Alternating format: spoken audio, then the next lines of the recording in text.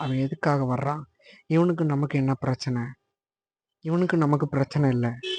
நமக்குள்ள இருக்கிற ஆண்டவருக்கும், பொணந்தின்ற மவனுங்களுக்குள்ள உள்ள அசுத்தாவிக்கும் தான் பிரச்சனை. வாழ்க்கையில பாடுகள் அனுமதிக்கப்படுறது உங்கள உருவாக்குறதுக்காக. உங்கள மிகச்சிறந்த, மிக மேன்மையான, மிக உன்னதமான ஷோகேஸ்ல கொண்டு போய் வைக்கிறதுக்காக.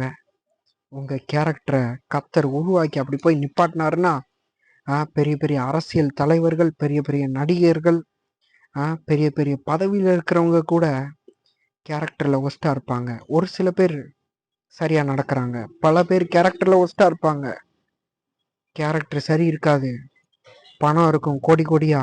பதவி இருக்கும், அதிகாரம் இருக்கும். ஆ கேரக்டர் கேவலமா இருக்கும். பெரிய நடிகரா இருப்பான், கேரக்டரே இருக்காது.